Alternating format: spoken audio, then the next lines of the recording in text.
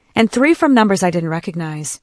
I called Tina back first because she seemed the most worried based on her voicemails, which were just variations of, "Sabrina, please call me as soon as you can."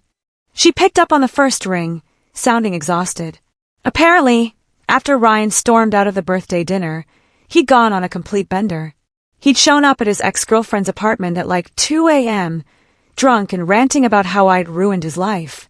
The ex, who I didn't even know existed TBH, was understandably freaked out and called Kayla, who had to go pick him up. But that wasn't all. Ryan had also spent the night sending unhinged messages to practically everyone we knew. He texted Cody threatening to ruin him at work. LOL, good luck with that when you're about to get fired. He'd posted this long, rambling status on Facebook about how he was surrounded by snakes and people would regret betraying him. Most concerning was that he'd posted my address in a private message to his friend Pablo, saying he was going to make me pay for humiliating him. Pablo, who apparently has some moral compass, immediately called Tina and forwarded the message, which is why she was trying so desperately to reach me. I was sitting on my couch in my ratty old pajamas, hair still in yesterday's messy bun, trying to process all this information while Tina apologized approximately 50 times for her son's behavior. I should have been scared, I guess, but honestly, I just felt tired. Like when your phone is stuck at 1% battery for hours, just waiting for it to finally die so you can charge it and move on. Tina insisted on coming over just to make sure I was okay, which was super sweet, but also made me panic clean my apartment. Nothing motivates tidying up like knowing someone's mom is about to see your living space, am I right? I was literally throwing dirty laundry into my closet and scrubbing dried toothpaste off the bathroom sink when my doorbell rang. It wasn't just Tina, Kayla was with her, too. They brought coffee and those little pastries from the bakery near their house, which, not gonna lie, might be what I miss most about being with Ryan. We sat at my tiny kitchen table with the wobbly leg that I've been meaning to fix for months, and they filled me in on the Ryan situation. According to Kayla, this wasn't the first time Ryan had lied about his life. In college, he'd apparently told everyone he was on the baseball team when he'd actually been cut during tryouts. He once claimed to be talking to a popular girl who had no idea who he was. There was a whole pattern of him creating this fictional version of himself that was more successful, more popular, more everything. As they were talking, my phone kept buzzing with texts from friends who'd seen Ryan's social media meltdown. Vanessa was freaking out, wanting to come over with her boyfriend, who does kickboxing, just in case. She watches too many crime shows, I swear. My group chat was blowing up with confused messages about the dramatic subtweets Ryan was posting. That's when my doorbell rang again. I literally froze, wondering if it was Ryan. Kayla peeked through the blinds and let out a long breath. It was Cody. Apparently, Ryan had been blowing up his phone all morning, too, and Cody wanted to warn me in person since Ryan had mentioned paying me a visit. So there we all were. Me, Ryan's mom, his sister, and his coworker, sitting in my living room on a Sunday morning, trying to figure out what to do about this man-child throwing a tantrum because he got caught in his lies. If it wasn't so stressful, it would have been hilarious. Like, imagine explaining the situation to someone who wasn't there. Cody mentioned that their boss had already gotten wind of Ryan's social media tirade. Someone had screenshotted and forwarded it. So Monday at work was going to be interesting. Kayla was worried Ryan might do something stupid if he lost his job on top of everything else. That's when my doorbell rang again. This time, it was the building manager, looking super awkward. Apparently, Ryan had been downstairs making a scene in the lobby, demanding to be let up to my apartment. The manager had refused, bless him, and threatened to call the police, at which point Ryan had stormed off, but not before yelling that I was a liar loud enough for the entire first floor to hear. Tina looked devastated. She kept apologizing and saying she didn't know where they went wrong with him. I felt terrible for her. Imagine realizing your adult son is basically a walking red flag. Kayla was more practical, suggesting I document everything just in case Ryan's behavior escalated. We were all sitting there trying to figure out what to do when my phone buzzed with a notification. Ryan had tagged me in an Instagram story. Against my better judgment, and everyone in the room telling me not to look, I opened it. It was a photo of me from early in our relationship, sleeping on his couch with my mouth open, captioned, Miss Perfect who ruined my birthday isn't so perfect. A girl like you should be grateful anyone took pictures of you at all. Like, that was his big revenge. A slightly unflattering photo from 2 years ago. I actually laughed out loud, which wasn't the reaction Tina was expecting, but honestly, if that was the worst he could do, I was going to be fine. Just as we were discussing next steps, there was a loud pounding on my door. We all jumped. Then we heard Ryan's voice, slurring slightly, "I know you're in there. Open the door." Cody immediately stood up like he was going to confront Ryan, which was sweet but unnecessary. I was already calling the building security guard, perks of a slightly more expensive apartment building. Ryan kept pounding and yelling, and I could hear my neighbor's door open as she came out to see what the commotion was about. By the time security arrived, Ryan had moved on to kicking the door. The security guard didn't mess around. He told Ryan to leave, or he'd call the police. There was some back and forth that I couldn't quite make out. Then silence. The guard knocked gently and let me know Ryan had left the building but was still in the parking lot, possibly waiting. Tina was mortified. She insisted on going down to deal with her son herself, and honestly, I was happy to let her. She was so upset that Ralph, Ryan's dad, had to come pick them both up. The whole situation was just sad. After they left, Cody and I sat in stunned silence on my couch. He finally asked if I had any alcohol, which felt appropriate. We split a bottle of wine I'd been saving. Vanessa came over and stayed the night for moral support. We ate pizza and watched bad TV. The next few weeks were an adjustment. Ryan was fired for no-call/no showing and sending inappropriate emails to coworkers. He moved back in with his parents. Kayla and I kept in touch. She's actually really cool. He tried to contact me a few more times. Angry, sad, nostalgic voicemails. I saved them but never responded. The fake Instagram accounts he made to message me were so obviously him, "You're making a big mistake," that I just blocked them. The weirdest moment was running into him at Target a month later. I was looking at shower curtains. He was holding socks. We made eye contact. He just turned and walked away, abandoning his basket in the aisle. That was months ago. According to Tina, who still sends me awkwardly sweet holiday cards, he moved to his uncle's place in another state. His social media went quiet. Kayla thinks his parents finally cut him off until he gets therapy. As for me, I'm doing good. My apartment finally feels like mine again. The strangest outcome is my friendship with Cody. We're not dating, though Vanessa ships it hard, but we get lunch and send each other dumb memes. It's nice having someone who gets it. Looking back, I'm not just angry anymore. I'm weirdly grateful. Not for dating Ryan, but for finding out who he truly was before things went any further. Imagine if I'd moved in with him. Shudder.